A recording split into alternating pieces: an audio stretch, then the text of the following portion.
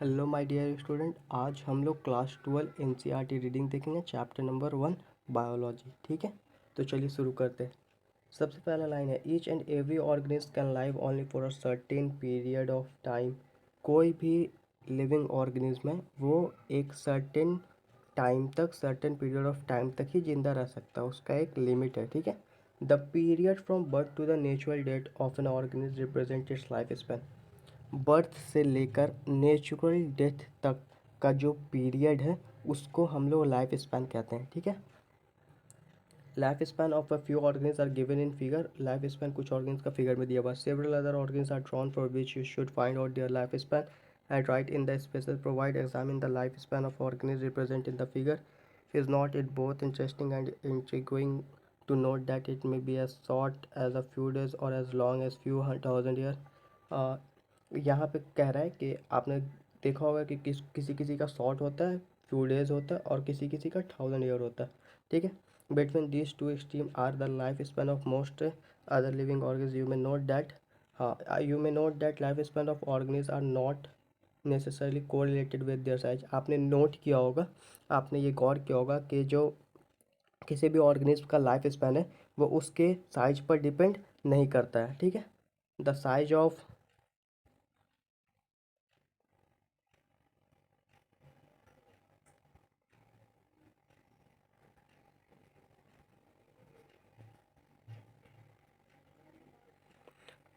The size of not necessarily correlated with their size. ठीक है, the size of crows and parrot are not very different at their life span show a wide difference. देखिए, ये कह रहा है कि parrot और crow का जो साइज है वो काफ़ी डिफरेंट नहीं है, मतलब उनके में काफ़ी अंतर नहीं है, लेकिन उनके लाइफ स्पैन में काफ़ी डिफरेंट है, काफ़ी अंतर है। ठीक है, सिमिलरली उसी की तरह a mango tree has a much shorter life span, और मैंगो ट्री का भी कई शॉर्ट लाइफ स्पैन होता है as compared to peepal tree. ठीक है, वाट एवर जो भी, with the life span death of every individual organism is a certainty. जो भी है, लेकिन एक हर ऑर्गेनिज्म को मरना निश्चय है। ठीक है, no individual is immortal except single celled organism. कोई भी इंडिविजुअल अमर नहीं है सिंगल सेल्ड ऑर्गेनिज्म को छोड़ के। सिंगल सेल्ड ऑर्गेनिज्म का मतलब यहाँ पे ये कह रहा है यूनिसेल्युलर। ठीक है, why do we say there is no natural death in single celled organism? Given this reality, have you ever wondered how vast number of plants and animal species have existed on Earth for several thousand years? There must be some process in living organisms that ensure this continuity. Yes, we are talking about reproduction, something that we take for granted. अब यहाँ पे कुछ खास नहीं है, आगे चलिए।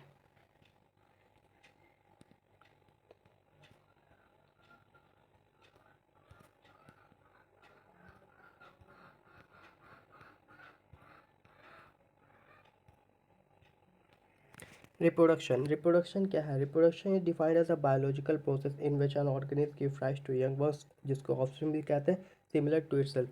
ठीक है, रिप्रोडक्शन एक बायोलॉजिकल प्रोसेस है जिसमें एक ऑर्गेनिज्म अपने जैसा नया ऑर्गेनिज्म बनाता है। ठीक है, the offspring grow, mature and in turn produce new offspring. फिर वो ऑफस्प्रिंग भी ग्रो होता है, मैच्योर होता है, और फिर वो एक नया ऑफस्प्रिंग बनाता है। ठीक है, there is a cycle of birth, growth and death. इसी तरह ग्रोथ का और डेथ का जो साइकिल है वो चलता रहता है। ठीक है, reproduction enable the continuity of the species generation after generation. Reproduction क्या करता है? स्पेसीज के कंटिन्यूटी को मेंटेन करके रखता है generation after generation. You will study learn in chapter 5 principle of inheritance and variation, how genetic variation is created and inherited during reproduction. आप chapter 5 में स्टडी कीजिएगा कि कैसे जेनेटिक वेरिएशन होता है। ठीक है, there is a large diversity in the biological world and each organism has evolved its own mechanisms to multiply and reproduce offspring. The organism's habitat is internal physiology, यहाँ पे है, the organism habitat, its internal physiology and several other factors are collectively responsible for how it reproduce। ये line कह रहा है कि जो organism का हैबिटाट है और उसका इंटरनल फिजियोलॉजी है, और भी कई फैक्टर रिस्पॉन्सिबल होते हैं कि वो ऑर्गेनिज्म कैसे रिप्रोड्यूस करेगा। ठीक है, मतलब अच्छे से समझिए इस बात को कि कौन ऑर्गेनिज्म कहाँ रह रहा है, उसका फिजियोलॉजी क्या है, ये सब डिपेंड करेगा कि वो किस तरह से रिप्रोडक्शन कर सकता है। ठीक है, based on whether there is a participation of one organism और two in the process of reproduction, it is of two type. ये कितने तरह का होता है? दो तरह का। When offspring is produce by a single parent with और without involvement of gamete formation the reproduction is asexual. ठीक है, इस रिप्रोडक्शन को एसेक्सुअल कहते हैं। आगे आगे पेज पे लिखा होगा।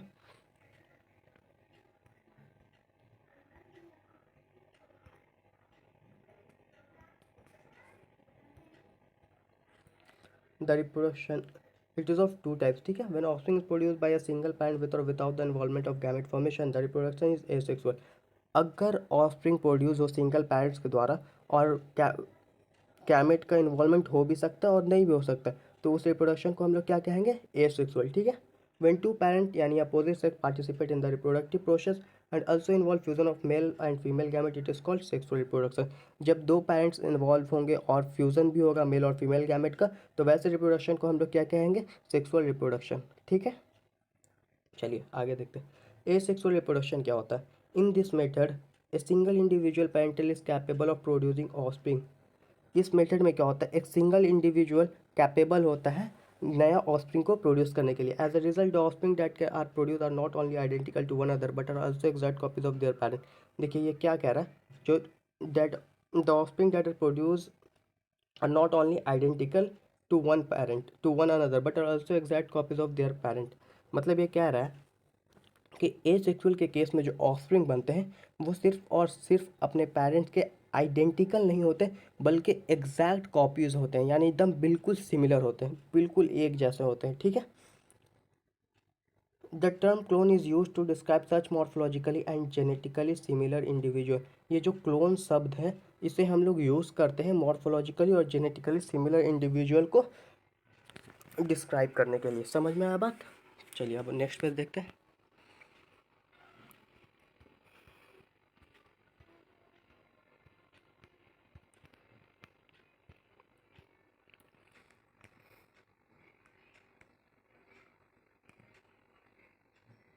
हाँ, यहाँ पे कुछ नहीं है, यहाँ पे देखिए सिर्फ और सिर्फ बडिंग दिखाया है, यहाँ पे बडिंग दिखाया है, यहाँ पर बडिंग दिखाया है।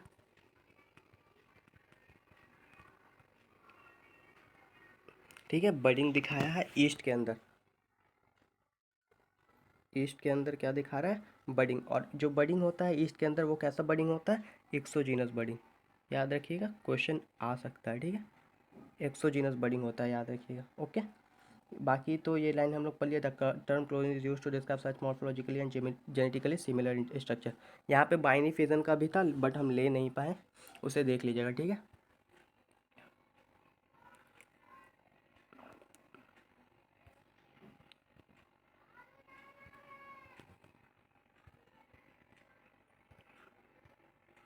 let us see how widespread asexual reproduction is among different group of organs. Asexual reproduction common among single cell organs। देखो ये कह रहा है asexual reproduction, एक मिनट,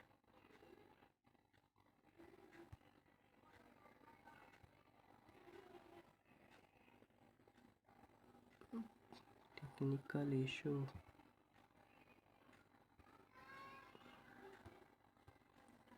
ये कह रहा है कि एसेक्सुअल रिप्रोडक्शन कॉमन होता है सिंगल सेल ऑर्गेनिज्म में and in plants and animal with relatively simple organization in protist and monerans. ये किस में ज़्यादातर देखने को मिलता है, प्रोटिस्ट और मोनरा में। ठीक है, ऑर्गेनिज्म और the parent cell divide by mitosis into two to give rise to new individual. जो ऑर्गेनिज्म होते हैं या पेरेंट्स कह लो, वो सेल डिवाइड करते हैं किसके द्वारा, माइटोसिस के द्वारा, इनटू टू, और गिव करते हैं दो, और गिव क्या देते हैं, न्यू इंडिविजुअल बनाते हैं। ठीक है, दस इन दिस ऑर्गेनिज्म, और इन ऑर्गेनिज्म में क्या होता है, cell division is itself a mode of reproduction. ये कह रहे हैं कि देखिए जो यूनिसेलुलर ऑर्गेनिज्म होंगे, जो सिंगल सेल ऑर्गेनिज्म होंगे, उनमें क्या होगा, वो तो सिंगल सेल ऑर्गेनिज्म है। ठीक है, तो वो डिवाइड कर रहे हैं तो एक सेल से दो सेल बना रहे हैं, तो इस तरह उनके में डिवीजन भी हो जा रहा है और रिप्रोडक्शन भी हो जा रहा है, नया ऑर्गेनिज्म भी बन जा रहा है और सेल डिवाइड भी कर ले रहा है। समझ में आ रहा है बात। चलिए नेक्स्ट पेज देखते हैं।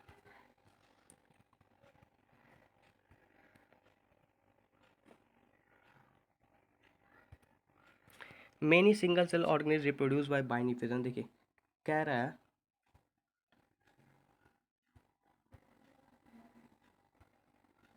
Many single cell organism reproduce by binary fission.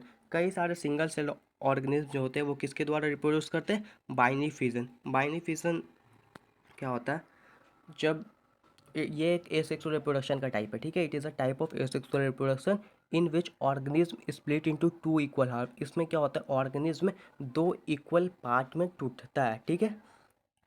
Where a cell divides into two half and each rapidly grow into an adult. देखिए ये भी कह रहा है, एग्जाम्पल इसका क्या है, अमीबा और पारामीशियम, ठीक है। क्वेश्चन आ सकता है, इंपॉर्टेंट है।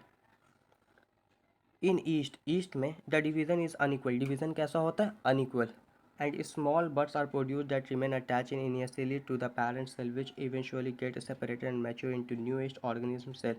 देखो क्या होता है ईस्ट में, ईस्ट में जब बर्डिंग होता है तो एक बड़ा सेल होता है, एक छोटा सेल होता है, ठीक है। और ये छोटा सेल, ये जो डिवीज़न हो रहा है ये देखो अनइक्वल है ना, एक बड़ा है एक छोटा है, और ये जो छोटा सेल बड़ा सेल दोनों क्या होता है, अटैच होता है। और ये जो बडिंग हो रहा है एक्सोजीनस, यानी बाहर की तरफ हो रहा है, बडिंग के कहाँ हो रहा है, एक्सोजीनस, ठीक है। Under unfavourable condition amoeba withdraw it's pseudopodia. Unfavourable condition में अमीबा क्या करता है, अपना सीडोपोडिया बनाता है, ठीक है। एंड सॉरी विथड्रॉ कर लेता है अपना pseudopodia and secret a 3 layer hard covering और सिस्ट, और अपने अराउंड 3 लेयर हार्ड कवर बना लेता है जिसे हम लोग सिस्ट कह देते हैं around itself. This phenomenon is term as encystation, और इस फिनोमेनॉन को हम लोग क्या कहते हैं, इंसिस्टेशन।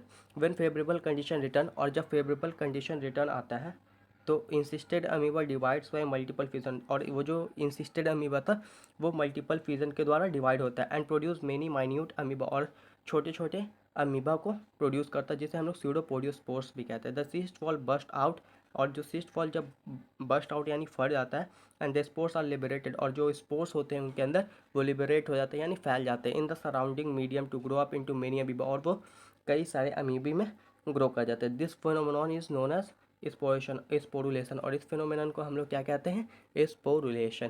क्लियर है यहाँ तक, चलो नेक्स्ट पे देखते हैं। Membrane of the kingdom fungi and simple plants such as algae reproduce through asexual reproductive structure। देखो जो किंगडम फंगी होता है, सॉरी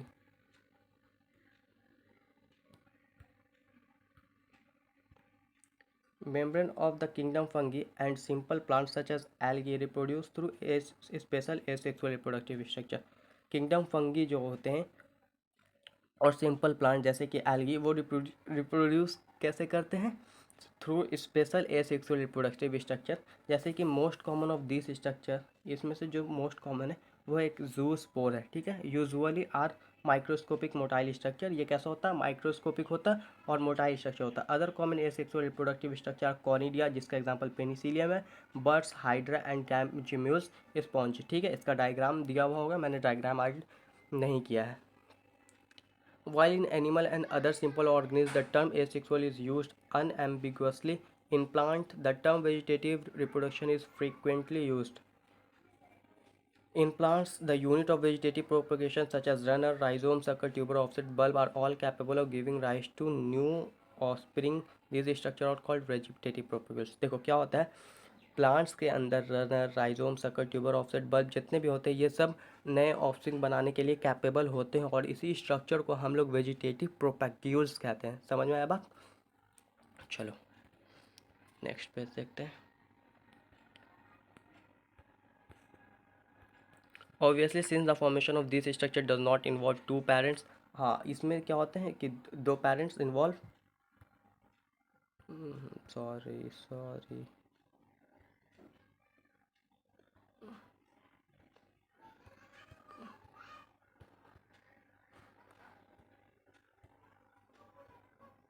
चलो देखो, since the formation of this structure does not involve two parents, इसमें दो पेरेंट्स इन्वॉल्व नहीं होते, the process involve is asexual, इसलिए इसको एसेक्सुअल कहते हैं। In some organism if the body break into distinct piece, कुछ ऑर्गेनिज्म में क्या होता है, जो बॉडीज होते हैं वो डिस्टिंक्ट पीस में टूटते हैं जिन्हें हम लोग फ्रैगमेंट्स कहते हैं। Each fragment grow into an adult capable of producing offspring, और जो हर फ्रैगमेंट्स होता है वो एक नया ऑर्गेनिज्म नया ऑफस्प्रिंग बना लेता है। इसका एग्जांपल है hydra. This is also a mode of asexual reproduction called fragmentation, और ये क्या है, एसेक्सुअल रिप्रोडक्शन का एक मोड है जिसे हम लोग क्या कहते हैं, फ्रैगमेंटेशन, ठीक है।